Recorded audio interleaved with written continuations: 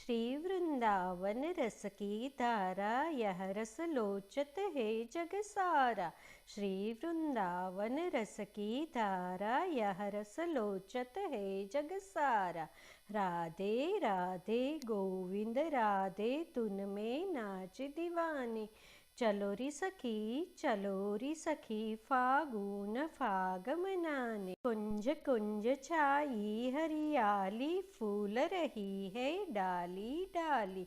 कुंज कुंज छाई हरियाली, फूल रही है डाली डाली। नाचे मोर चकोर पपीहा, चूम पड़े मस्ताने। चलो री सखी फागुन फाग मनाने। मेरे सभी दोस्तों को फागुन मुबारक। आज होली का त्योहार है।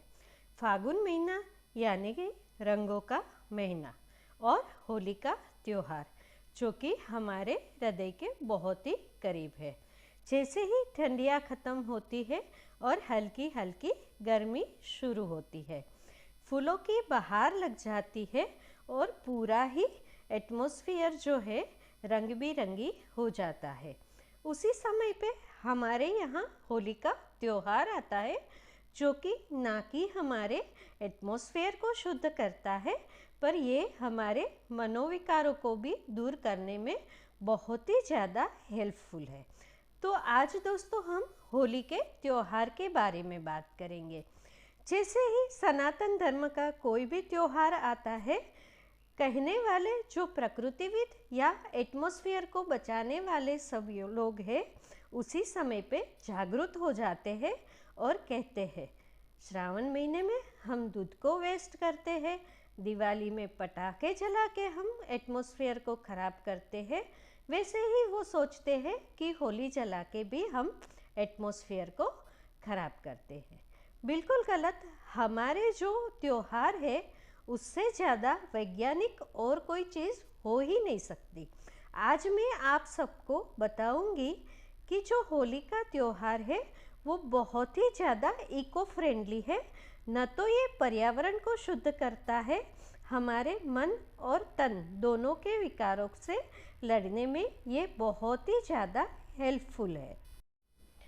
तो दोस्तों आज हम बात करेंगे कि कैसे होलिका दहन हमारी प्रकृति के लिए और हमारी हेल्थ के लिए, न कि एक व्यक्ति की, परंतु पूरी सामाजिक जो व्यवस्था है या सामाजिक हेल्थ है, सभी के लिए होलिका दहन या तो होलिका त्योहार हो जो है वो बहुत ही ज़्यादा महत्वपूर्ण है।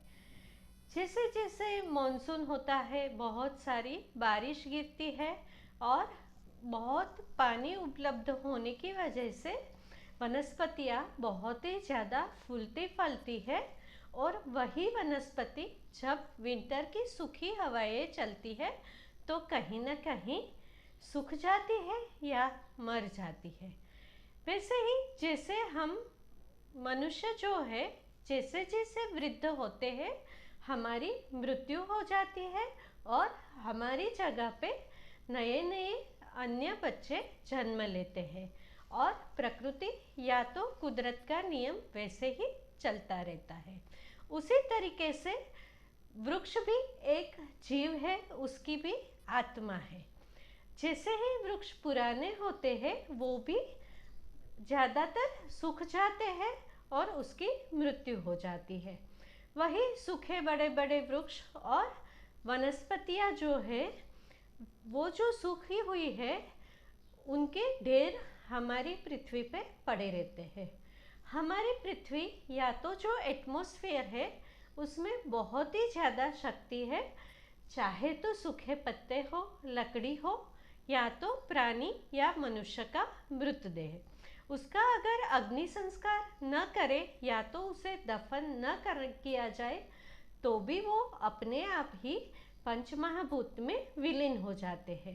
पर ऐसा करने में बहुत ही ज़्यादा टाइम लगता है, जिससे कि बहुत ही ज़्यादा दुर्गंध, फफूंद, वायरस और बैक्टीरिया उत्पन्न होके बहुत ही ज़्यादा डिसीज़ पैदा हो जाते हैं।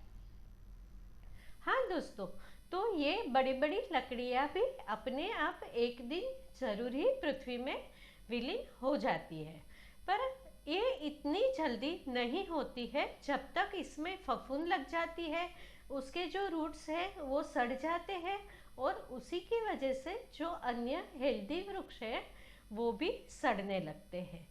तो होली जो संधि काल में आती है फागुन मास में, जिसमें कि कभी ठंड होती है तो कभी गर्मी होती है, और विंटर में जो हमने अधिक मीठे पदार्थ या तो फैटी फूड खाया है, जिसकी वजह से हमारे बॉडी में जो कफ का संचय होता है, वही कफ फागुन मास की जो तेज धूप है उसकी वजह से पिघल के कहीं ना कहीं हमारे बॉडी में कफ विकार को उत्पन्न करता है।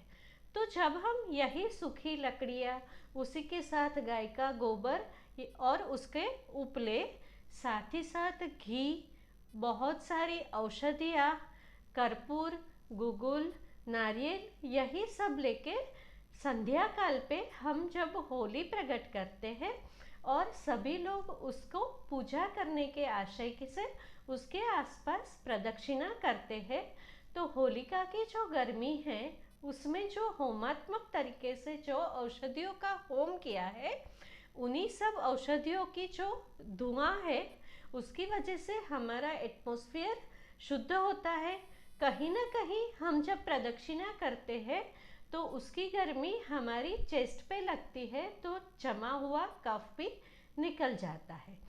साथ ही साथ होली में हम धानी यानी कि ज्वार के पॉपकॉर्न, खजूर और मक्की के पॉपकॉर्न, यही सब चीज़ों को खाते हैं, जो यही सब चीज़ें उसके सूखे गुण के कारण हमारे बॉडी से कफ को निकालता है या तो कहीं ना कहीं कफ को सुखाता है।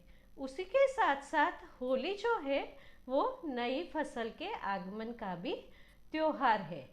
तो जो भी नई फसल, ज़्यादातर चने और गेहूँ उगते हैं, उसको हमारे गुजरात में एक बड़े से मटके में भर के उसी में नए धान और कुछ गुड़ और घी, कुछ सिक्के डाल के होलिका में नीचे मटका रखा जाता है और उसकी गुगरी पकती है। उसी को दूसरे दिन प्रसाद के रूप में वितरित किया जाता है, जो कि होली के आग में पका होने की वजह से बहुत ही ज़्यादा न्यूट्रिशियस है। साथ ही साथ ये कफ को भी दूर करता है। आगे हम बात करेंगे कैसे होली हमारे मनोविकारों को दूर करती है। होलिका में जैसे कि हम भौतिक तरीके से आग जलाते हैं और उसमें सारी औषधियों का होम करते हैं, वैसे ही प्रतीकात्मक रूप से हमारे मन के जो राग द्वेष है उसको भी हम अग्नि में होम करके दूर करते हैं। होली के दूसरे दिन रंगों का त्योहार धुलेटी मनाया जाता है, जिसमें हम एक दूसरे के गले मिलते हैं, एक दूसरे के घर जाके स्वीट्स बांटते हैं और पूरे साल में हमसे हुई गलतियों के लिए हम एक दूसरे से माफ़ी मांगते हैं। तो उसी की वजह से हम जो आनंद उल्लास के साथ जो खेलते हैं और एक दूसरे पे रंग डालते हैं, तो हमारे जो मन में विकार है या तो हमारे मन की बुरी भावनाएं हैं वो भी एक तरीके से निकल जाती है। साथ ही साथ हम मिठाइयाँ बांटते हैं, खुशियाँ भी बांटते हैं, तो एक दूसरे के प्रति जो राग द्वेष है उसका भी कहीं ना कहीं नाश हो जाता है। तो देखिए दोस्तों, जैसे कि सनातन धर्म में हर त्योहार संधि काल में आता है और त्योहारों में उपवास, होम, अग्नि और मिठाइयाँ, जो कि हर त्योहार में ऋतु के अनुसार मिठाइयाँ बनती है, ये सभी कुछ हमारी हेल्थ के लिए और कहीं ना कहीं हमारी प्रकृति और पर्यावरण के लिए बहुत ही ज़्यादा फायदेमंद और ज़रूरी है। तो आशा रखते हैं कि आप सभी लोग ये होली का त्योहार बहुत ही आनंद उल्लास के साथ मनाएंगे और ना कि ये समझेंगे कि होलिका दहन से हमारी प्रकृति में प्रदूषण फैलता है। बिल्कुल नहीं। होलिका दहन से हमारी प्रकृति और वातावरण की शुद्धि होती है और कहीं ना कहीं हमारे मन के दोष भी दूर होते हैं। तो धन्यवाद दोस्तों, आप सबको होली मुबारक। फिर से मिलेंगे। अगर तो आपको मेरी बात अच्छी लगी तो मेरी चैनल को सब्सक्राइब कीजिए और अपने दोस्तों के साथ शेयर कीजिए।